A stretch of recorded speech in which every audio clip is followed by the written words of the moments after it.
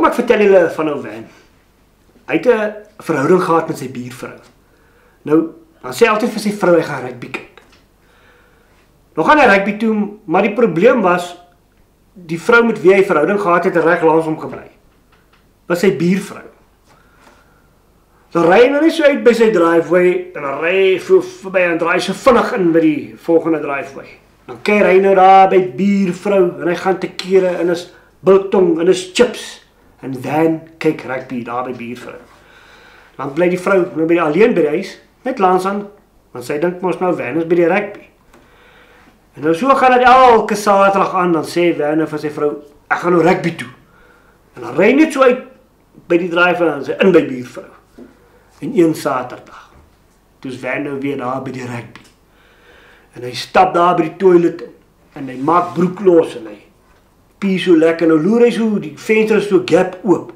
Nou kyk hy so deur die venster, nou kyk hy oor sy eie werf.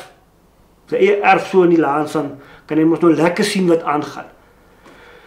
En tot sy verbasing, terwyl hy nou so uitkyk oor die venster en hy kyk hier so in sy driveway op, toe sien hy maar hier staan my beste pel se kar. Sy beste pel se kar staan in sy driveway, toe hy nou by die rugby is. Maar hy vervies vir hom, hy dog, wat gaan hier aan?